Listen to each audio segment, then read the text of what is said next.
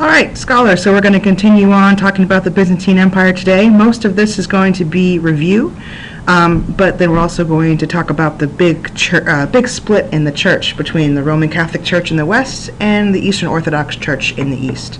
All right, so first up, to do some review. Remember the overview of the Byzantine Empire. The Eastern Roman Empire becomes the Byzantine Empire. Remember, it was split up in two by Diocletian. The capital moved to Byzantium, which Constantine named to Constantinople. All right, Constantine moves the capital to an excellent spot, Byzantium, and then he changes the name to Constantinople because, you know, he's an emperor and he's got an ego, so it's got to be Constantinople now. And I'll show you, we showed some maps last time in class that showed you how great it was for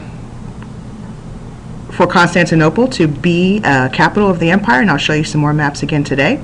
It was a great crossroads of trade. It was very easily protected. Justinian is the big emperor that you need to know from the Byzantine Empire. He reconquers much of the west. Right? So what we're going to see is the Roman Empire is going to look very similar to the Byzantine Empire, and you see that from your map homework that you did. He rebuilds the Hagia Sophia. He expands trade, and he codifies all Roman law. Remember the 12 tablets and the 12 nations in the west in Rome. Justinian makes that for all of Byzantine as well. So he is going to be the seat of the empire for 1,000 years. He's a preserver of Greco-Roman culture. So like we talked about last class, very, very similar between the Roman Empire and the Byzantine Empire. Oh, should I play this song again? Okay, I'll skip it. Here's the empire again. Remember, you have the west over here, and it's going to be invaded by all those Germanic tribes up here. It's going to fall, easily invaded here in Rome. But the east, Constantinople, right here in the middle, perfect in the middle for trade, really well protected. So this becomes the Byzantine Empire, and eventually, because of Justinian, he's going to reconquer the west as well. So all of this under Justinian will then be the Byzantine Empire. Okay, remember here again, here we have the Germanic tribes up here. They're invading all of the Italian peninsula, all right, which means that Diocletian is going to move the capital over here. Constantine's going to change it, and then it's going to be the capital of the Byzantine Empire. But eventually, thanks to Justinian, like I said, all of this, everything here, will become the Byzantine Empire. All right, why Constantinople? Remember from last class we talked about it. It's great for politically, it's great economically, and it's great for the military. Advantageous for all those reasons. A crossroad of trade between Europe and Asia, right on the Silk Road, where things are being traded all the way from east all the way up into Europe. And protected by the eastern frontier, really far away from all those Germanic tribes, which would be all the way over here. And it's also on a peninsula, right? So even if somebody did invade Constantinople, the people of Constantinople could easily escape to the Black Sea. All right, here we have again. We have these walls here, and you know what a moat is? A moat is like a little canal of water that they would put right in front of the wall. So even if you were able to cross the moat, you had to also cross the wall. And then, even if you invaded this far, you'd have to cross another wall. All right, but then in the meantime, people up here, maybe on here, they would be guarding. All right, so Constantinople was very much guarded. I have a lot of cool photos of this that I'll show you from my trip this summer. But even if a group of invaders managed to get this far, they still have to get over this wall. And even if they did, the people of Constantinople could easily escape into the Black Sea or into the Mediterranean. All right, here's those walls again. Okay, so here's the moat, an example of just basically like the opposite of a wall. So instead of having to go over something, you go under something. Shoot.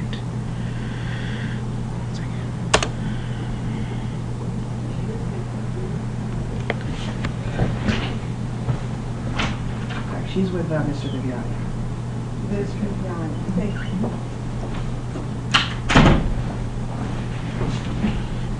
Sorry about that. Let's go back to Byzantine. All right, sorry. So here's the moat, right? The opposite of a wall. You'd have to go underneath it, right? But still all these areas of protection that's going to make it very difficult to invade. And you can see here again, oops, Constantinople on that peninsula, surrounded by water on three sides.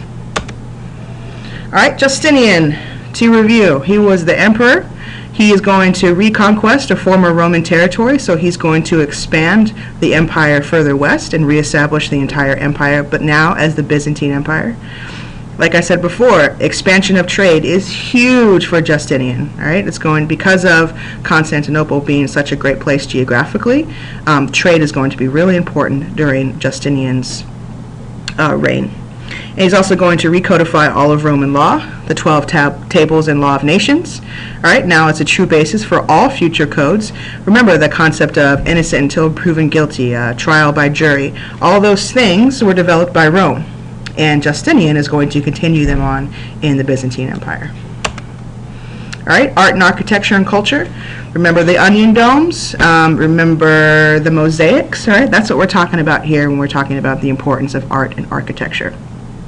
Very similar to the Greeks and the Romans, the classical traditions, but the emperors really supported the arts. That's why it's able to be preserved, and they would create different libraries. So here you would see the works of Virgil and Homer, right, of Tacitus and Livy, and all those important Greeks and Romans.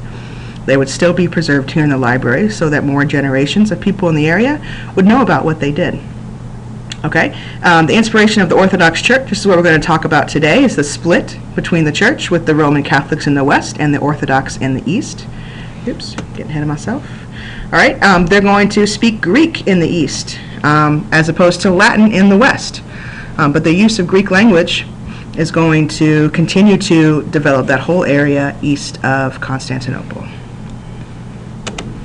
All right, here's the onion domes. All right, so if you would see these, if you notice, a little bit different. So this is what you would see today, like in modern Greece, and here's today what you would see in modern Russia, is the onion domes. And if you can see really close, what is this symbol that we have at the top? Can you see it? See it there? It is a cross, which means what kind of church would this be? If you said Christianity, you'd be so correct and so scholarly.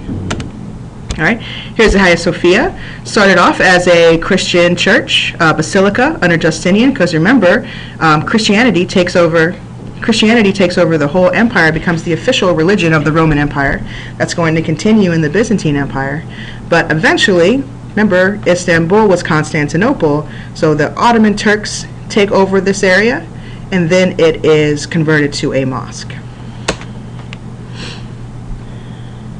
Here's the mosaic art. Remember, different pieces of, why does it keep doing that?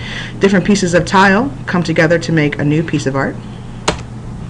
Religious icons. All right, this becomes very important in the Orthodox Church. All right, but here we have, this is our big topic for today. The Christian church splits in 1054, and we call that a schism, right? Like, oops, I fell and split my schism.